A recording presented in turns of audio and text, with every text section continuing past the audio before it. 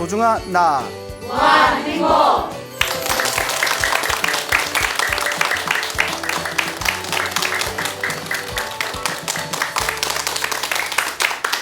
예, 만나서 반갑습니다.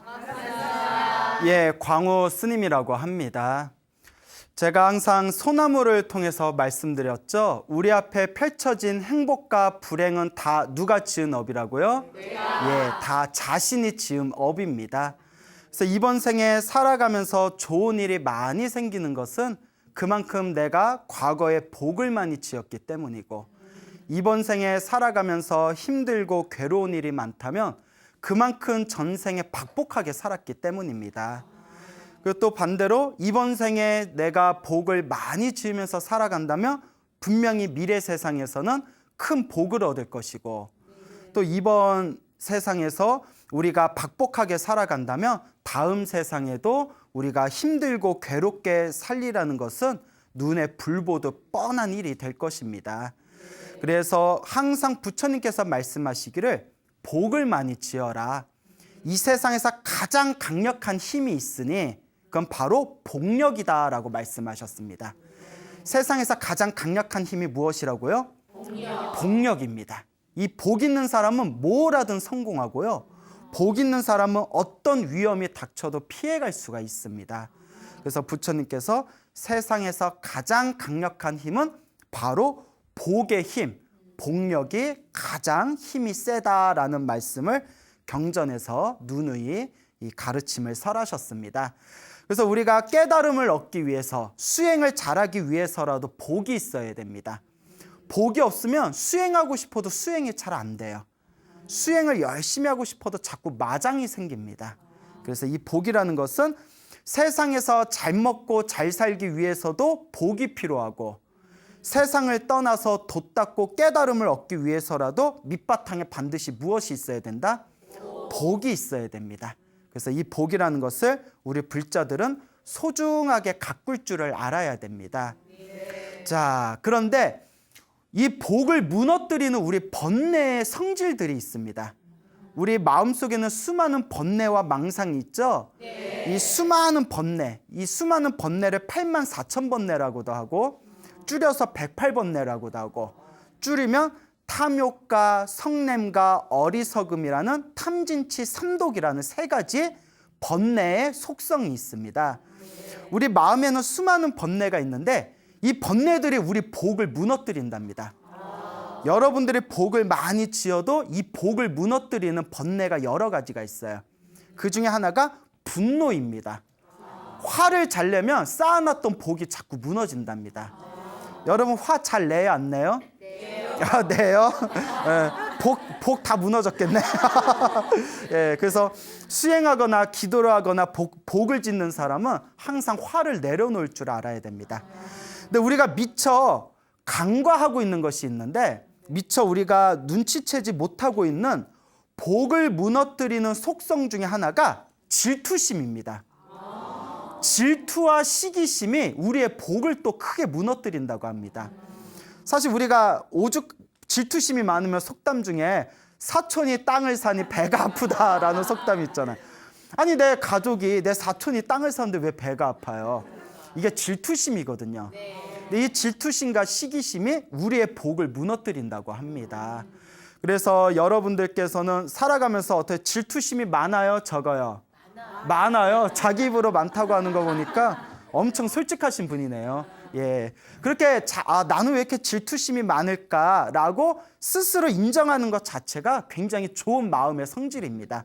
알아야 고칠 수가 있거든요. 근데 난 질투심 같은 거 없어 하고 속으로는 부글부글 끓어오르는 사람은 이거는 고치기 힘들어요. 자, 부처님 당시에도 이 질투심, 이 시기하는 마음 때문에 자신의 공덕을 무너뜨리게 된 그런 수많은 사건들이 있었습니다. 그 중에 또 재미난 이야기를 하나 들려드릴까 합니다. 2600여 년 전 석가모니 부처님께서 세상에 출현하시고, 부처님의 가르침이 세상에 널리 퍼지면서 부처님의 제자들이 점점 늘어납니다. 부처님의 제자들이 점점 늘어나고 부처님의 신도들도 점점 늘어납니다.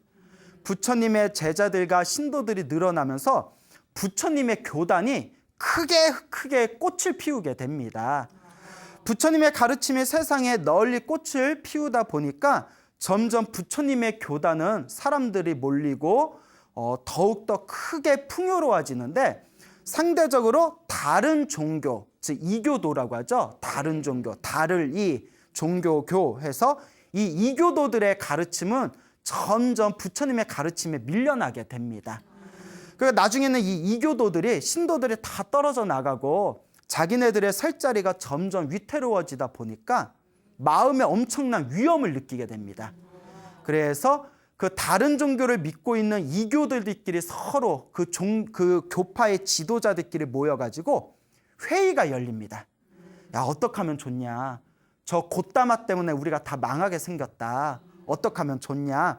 곶다마는 우리 석가모니 부처님의 출가하기 전에 이름이 곶다마 시다르타였습니다. 그래서 부처님을 섬기는 사람들은 부처님, 열애, 세존이라고 부르고요. 부처님을 믿지 않는 사람들은 그냥 곶다마라고 불렀어요. 자, 저 곶다마 때문에, 그러니까 우리 부처님의 속가 이름이에요. 저 곶다마 때문에 우리가 망하게 생겼다. 이거 어떻게 하면 좋냐? 이런저런 이제 서로들을 이야기를 나누고 있을 때 어떤 사람이 꾀를 냅니다. 야, 우리 신도 중에 진짜 마나위까라는 신도가 있다. 아, 이름 어려워요. 진짜 어려워요. 진짜 마나위까. 이 진짜 마나위까라는 여인네가 있는데 머리도 똑똑하고 얼굴도 예쁘고 몸매도 아유 아주 그냥 이렇게 그러니까 몰라 말로 표현할 수가 없네요. 얼굴도 예쁘고 몸매도 좋고 머리도 똑똑하다. 이 여인을 이용해가지고 곶다마를 함정에 빠뜨리자. 그러면 곶다마의 명예와 이득이 떨어지고 곶다마의 명예와 그 이득이 다 우리한테 돌아오게 될 것이다. 그러니까 우리가 음모를 꾸미자. 그럼 못된 마음을 품게 됩니다. 아, 그럼 돼요, 안 돼요? 안 되죠. 그러니까 이걸 우리 전문 용어로 말하면 꽃뱀이죠, 꽃뱀.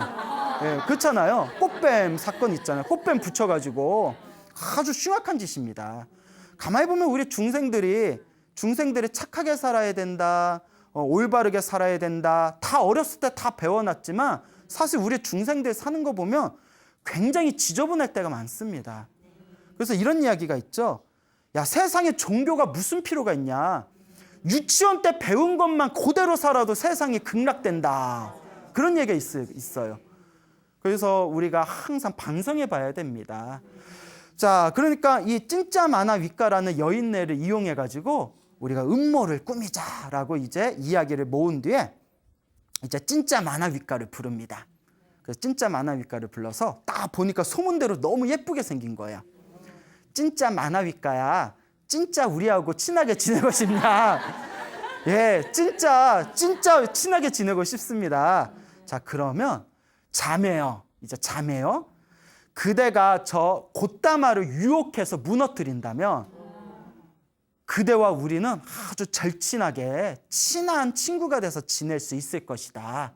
그러니 우리를 위해서 저 곶다마를 무너뜨려다오 라고 이제 부탁을 합니다.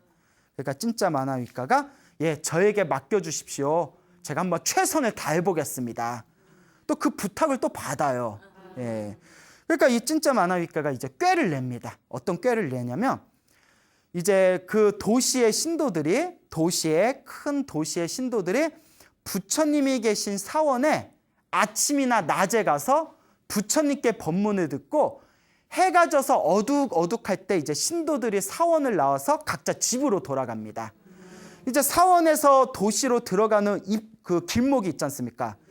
길목에 신도들이 우르르 하고 집으로 가고 있을 때 진짜 마나위까가 야시시한 분홍색 옷을 입고 야시시한 옷을 입고 향과 꽃을 들고 부처님이 계신 사원으로 올라가는 거예요. 오, 왜 오야 갑자기? 신도들이 보고 고개를 갸웃거리는 거예요. 아니 해가 지는데 왜 올라가? 그렇잖아요. 해가 지는데. 그래서 진짜 마나위까가 물어봅니다.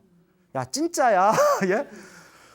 지금 우리 이제 해가 져가지고 신도들 다 부처님 사원에서 집으로 돌아가는데 해가 지고 있는 이때 왜 부처님이 계신 사원으로 올라가느냐 했더니 이 찐자가 하는 얘기가 알아서 뭐 하려고 그럽니까? 신경 쓰지 마십시오. 흥 하면서 올라가는 거예요. 그래서 사람들이 이상하다, 이상하다. 그리고 이제 해가 뜰 때쯤에 해가 이제 떠가지고 아침 식사한 뒤에 신도들이 부처님이 계신 사원으로 막 올라가고 있는데, 법문 들으려고 올라가고 있는데, 아침에 진짜 만화위가가 어제 입었던 똑같은 야시시한 분홍색 옷을 입고 부처님 계신 사원 쪽에서 쓱 내려오는 거예요. 그 놀라가지고 신도들이, 야, 너 밤에 뭘 했길래 왜 이렇게 이른 아침에 부처님 사원에서 지금 내려오는 거냐? 너 잠을 어디서 잔 거냐? 하니까 또 찐자가 하는 얘기가 그런 거 알아서 뭐 하게요? 흥 하면서 이제 가는 거예요. 그러니까 약간 사람들 분위기가 웅성웅성거리는 거예요. 뭐지? 네가 의심하는 거와 내가 의심하는 게 같니? 막 이러면서 그러면서 이제 그렇게 시간이 이제 지나다가 어느 날 한 달 반 정도가 지났을 때 매일같이 그렇게 한 거예요. 매일같이 신도들이 저녁에 내려올 때 올라가고 또 신도들이 아침에 올라올 때 내려가고. 그 잠은 어디서 잤냐? 사원에 가는 척하면서 사원 근처에 이교도의 사원이 있었대요. 거기서 잠을 딱 잔 뒤에 마치 부처님 사원에서 내려온 것처럼 그렇게 쇼를 부린 겁니다. 그래서 한 달 반이 지났을 때 이제 오고 가는 신도들한테 나 어젯밤에 부처님이랑 같이 있었지 막 이렇게 소문을 내고 다니는 거예요. 거짓말을 하면서. 흉악해요. 흉악한 사람입니다. 나 부처님하고 어젯밤에 같이 있다 왔다. 나 어젯밤에 부처님하고 밤을 보냈지? 막 이러면서. 그러니까 믿음이 있는 신도들은 저 흉악한 여자가 감히 거짓말을 하는구나. 부처님께서는 모든 욕망과 번뇌가 사라지셨는데 그대와 같은 자와 밤을 지새울 리가 있겠느냐라고 믿질 않았는데 그 믿음이 부족하고 지혜가 부족한 신도들 사이에서는 점점 의심의 파도가 출렁거리기 시작했대요. 그러다가 3개월이 지났을 때는 조그만 천 있죠. 천을 배에다 두껍게 감싼 거예요. 왜 그랬을까요? 여자라서 잘하시네. 임신한 것처럼 다 이렇게 다니면 사람들이 깜짝 놀라서 누구 애를 뵌 거냐면 뻔히 알면서 그러냐 이러면서 이거는 부처님의 아이다 라고 막 소문을 내고 다니는 거예요. 그리고 드디어 8개월이 됐을 때 8개월이 지났을 때 그 나무 있죠. 나무를 원반으로 반을 잘라서 나무를 원바늘 식으로 이렇게 둥글게 만든 뒤에 배에다가 묶어서 천으로 이제 감쌌답니다. 그러니까 배가 둥글게 이렇게 배가 부른 것처럼 나오겠죠.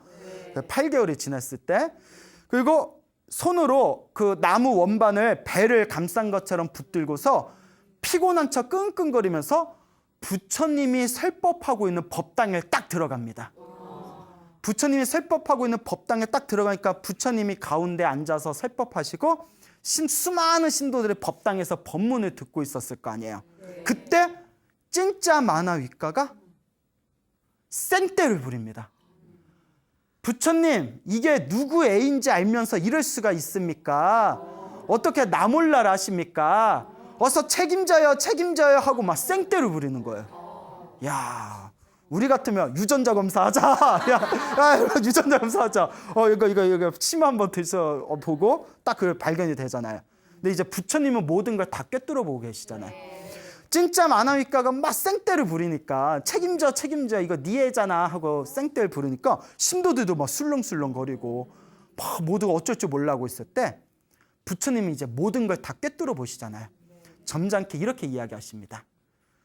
누구의 말이 진실인지는 그대와 나는 알 것이다. 너와 나는 진실을 안다. 그러니까 거짓말하지 말아라 이 뜻이죠. 내가 알고 네가 아는데 어떻게 거짓말을 하느냐. 무엇이 진실인지는 내가 알고 그대가 알리라 라고 부처님이 얘기하니까 이 진짜 만화위가가 하는 얘기가 맞습니다. 내가 알고 당신이 알고 누가 알겠습니까? 내가 알고 당신이 알겠죠? 라는 식으로 이야기를 하는 거예요. 완전 생떼. 이거 우리가 두 글자 전문 용어로 진상이라고 하죠. 진상. 완전 진상한테 걸린 거예요. 그래서 부처님께서 가만히 이렇게 쳐다보고 계실 때 하늘나라에 제석천이라는 신이 있어요. 이 샤카천왕, 제석천왕이 내가 마땅히 내가 부처님을 보호하고 도와드려서 이것을 명확하게 내가 해결해야 되겠다라고 마음을 품고 제석천왕이 자기 밑에 있는 부하인 천신 4명을 데리고 하늘색에서 싹 내려옵니다. 하늘색에서 싹 내려와서 그 천신 4명의 천신이 생쥐로 변신을 합니다. 생쥐 아시죠? 예, 생떼 부릴 땐 뭐라고요? 생쥐가 최고예요. 생쥐 4마리로 변해서 조그만 이 생쥐가 후다다닥 하고 그 진짜 만화위과 품속으로 들어갑니다. 쥐들이. 왜 품속으로 들어갔을까요? 그 나무 원반에 감싸고 있는 천을 막 갉아버린 거예요. 따다다다다 갉아. 4마리가 따다다다다 갉아버리니까 앗 하는 순간 그냥 큰 바람이 불면서 치마가 펄럭이면서 그 원반, 무거운 원반이 바닥으로 뚝 떨어집니다.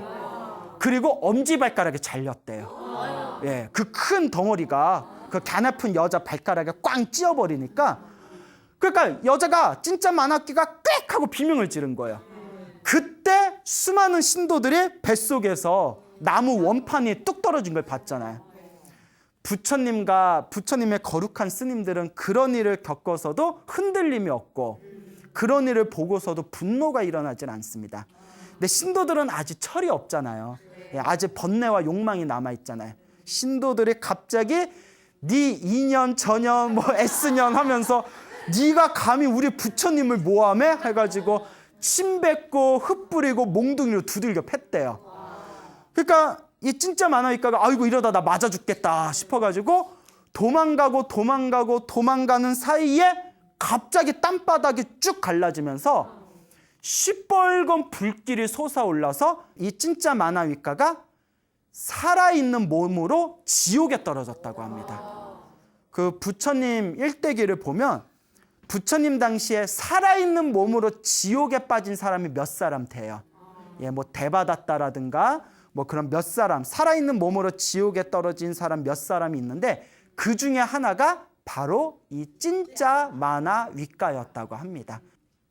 이 일을 계기로 해서 그 음모를 꾸몄던 이교도들은 더욱더 사람들의 어떤 손가락질을 받고 외면을 받게 되고 이 일을 계기로 오히려 변명하지 않고 오히려 어떤 마음의 흔들림이 없었던 부처님의 위세에 사람들이 감동을 받아서 부처님의 교단이 더욱더 풍요로워지고 사람들의 애정을 받게 되었다고 합니다. 자, 이와 같은 사건이 터지고 난 뒤에 하루는 이 비구 스님들이 방 안에 모여가지고 서로 그때 있었던 일들의 이야기를 나눕니다.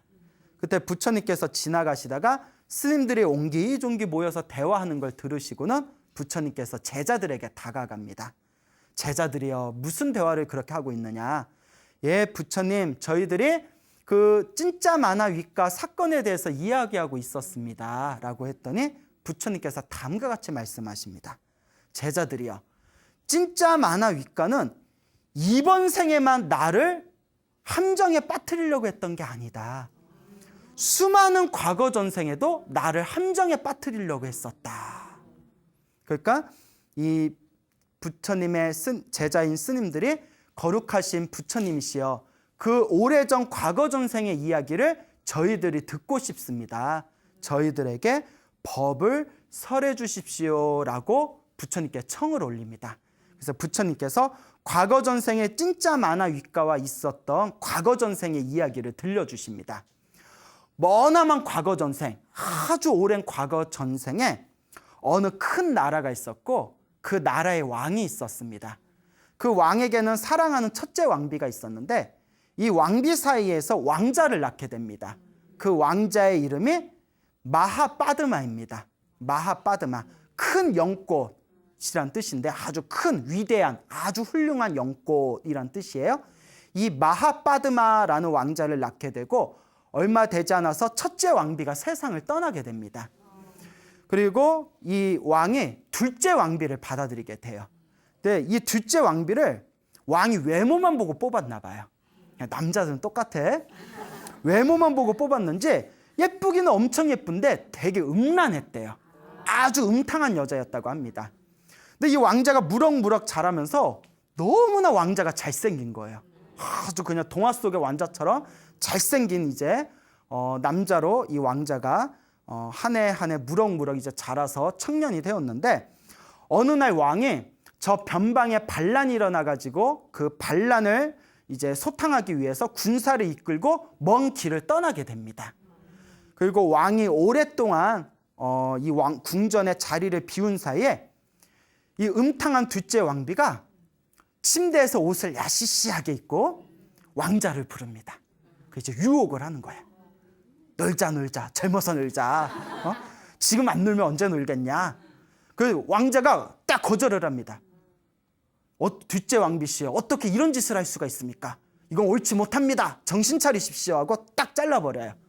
이 둘째 왕비가 이제 자존심도 상하고 또 왕자가 왕에게 일러바치면 내가 어떻게 될 줄 모른다라는 두려움에 빠지게 됩니다.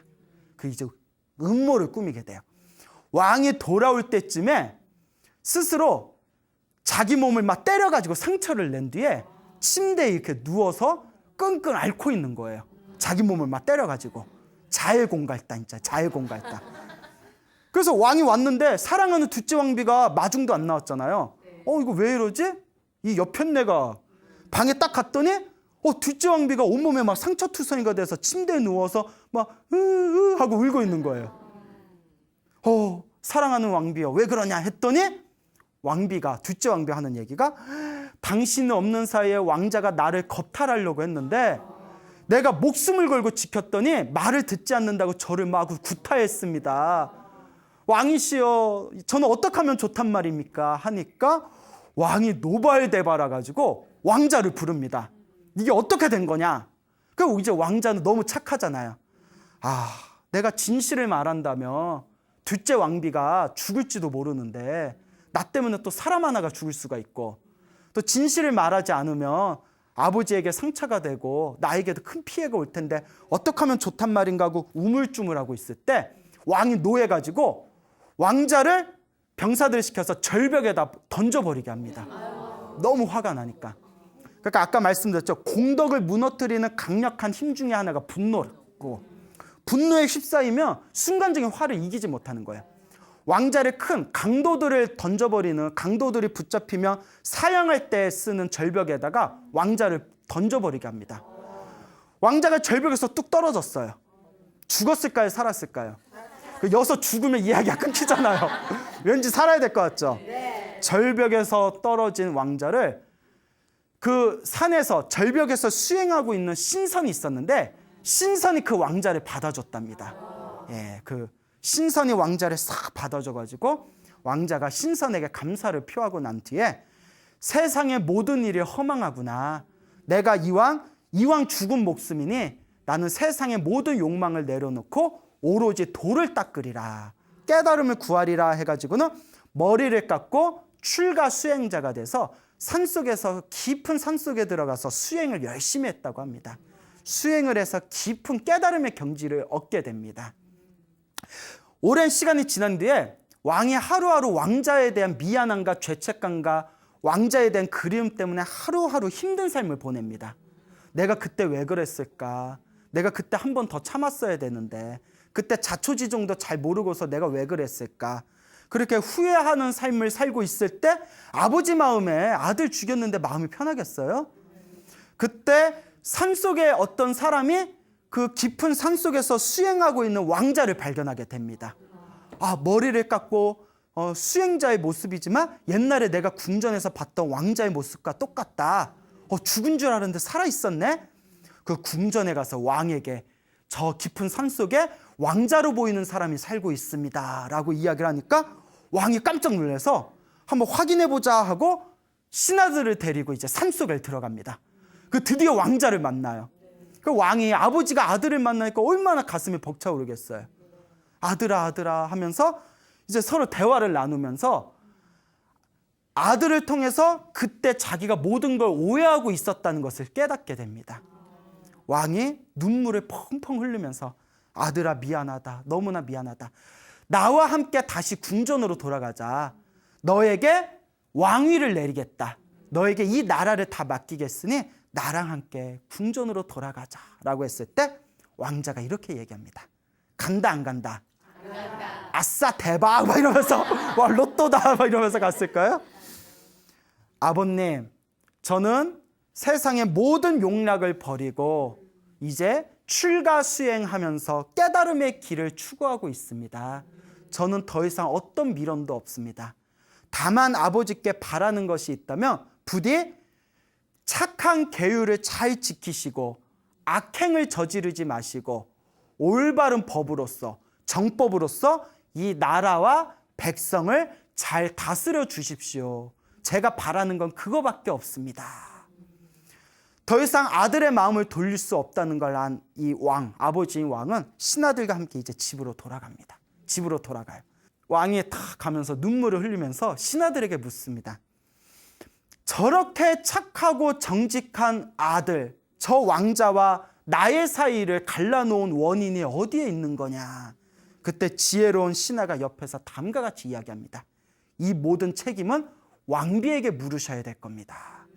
그래서 궁전으로 돌아온 왕은 둘째 왕비를 부르고 엄중하게 이제 책문을 합니다. 그리고 왕비의 큰 죄를 물어서 왕자를 던졌던 그 절벽에다 다시 던져버렸다고 합니다. 아마 왕비는 죽었겠죠. 그리고 그 뒤로 왕은 아들을 생각하면서 더욱더 올바른 법으로서 나라를 잘 다스리게 되었다라는 전생의 이야기를 부처님께서 전해주십니다. 그 부처님께서 이와 같이 말씀하십니다. 그때 출가 수행자가 되었던 그 왕자 마하빠드마가 바로 지금 석가모니 부처님의 전생이었다. 석가모니 부처님의 전생이었고, 그때 마하빠드마를 유혹하려다가 실패하고 마하빠드마 왕자를 모함했던 그 음탕한 왕비는 지금의 누구였다? 진짜 마나위까였다. 이미 과거 오랜 전생에도 진짜 마나위까는 나를 모함하고 함정에 빠뜨리려고 했다. 진짜 마나위까는 그때 왕자를 모함했던 강력한 악업의 힘으로 지옥에 떨어졌었고, 지옥에서 살다가 다시 힘들게 사람 몸을 받았고, 그리고 착한 일을 했던 선업의 힘이 남아서인지 이번 생에 아름다운 몸으로, 아름다운 여자의 몸으로 이 세상에 태어났음에도 불구하고 어리석음과 번뇌의 힘 때문에 이번에 다시 부처님을 모함하려다가 이번에는 끔찍한 무간지옥에 다시 빠지게 되었다.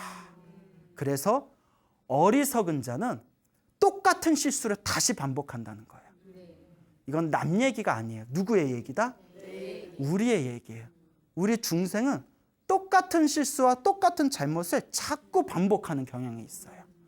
진짜 마나위까는 과거 전생에도 왕자를 모함하려다가 지옥에 떨어진 그런 어떤 경험이 있었음에도 불구하고 이번 생에 아름다운 몸으로 태어났음에도 불구하고 그 강력한 번뇌, 악업을 스스로 이겨내질 못하고 부처님을 또 모함하려다가 훨씬 더 끔찍한 무간지옥에 살아있는 채 또 빠져버리게 된 겁니다. 그래서 우리 중생은 끊임없이 자기를 반성할 줄 알아야 돼요. 근데 재밌는 게 뭔지 아세요? 주변에서 옳지 못하게 사는 사람들이 있어요. 주변에 보면 옳지 못하게 나쁜 업을 지으면서 사는 사람들이 있는데 가만히 대화를 나누다 보면 자기가 나쁜 짓 한다는 걸 몰라요. 제가 깜짝 놀랐어요. 그렇다고 서로 인간관계가 있는데 야, 당신 그렇게 살면 안 돼. 그거 나쁜 짓이야. 이렇게 대놓고 말해서 알아들으면 말하겠죠. 근데 그러고 알아듣지 못하는 사람이 있어요. 우리 어느 스님이 계시는데 절에 오래 다닌 신도분이신데 지독하게 말을 안 듣고 지독하게 마음을 못 쓰는 신도가 있대요. 그 신도 때문에 다른 신도들이 다들 힘들어한대요. 그래서 무슨 법문을 할 때 그 신도가 법회 때는 꼭 온대요. 그럼 이 스님이 그 신도들이라고 법문을 하는데 몇 달 동안 얘기해줘도 못 알아듣는다는 거예요. 알아듣는데 못 듣는 척 하는지 진짜 못 알아듣는지 스님도 답답해 죽겠대요. 너 들으라는 소리야 하고 아무리 말해줘도 못 알아듣는데요. 당신 들으라는 소리인데도. 여러분, 남 얘기가 아니에요. 누구 얘기다? 우리 얘기예요. 저도 주변에 좀 안 좋은 업을 지으면서 사는 사람하고 대화해보면 자기가 잘못이라는 걸 몰라요. 이게 번뇌의 무서움이구나. 나의 이 번뇌가 스스로 잘못도 잘못인 걸 모르는구나. 근데 더 무서운 거는 이렇게 좋은 얘기하는 광우 스님도 제 잘못은 잘 몰라요. 솔직하게 이게 번뇌의 무서움입니다. 그래서 끊임없이 수행을 통해서 자꾸 정화해 나가야 돼요. 나쁜 업을 짓지 않도록 노력해야 되고 자꾸 선업을 짓도록 노력해야 되고 끊임없이 자기 자신을 반성해야 된다. 내가 지은 업은 반드시 누가 받는다? 내가 받는다라는 것을 불자들께서는 명심하시기 바랍니다. 알겠죠? 네.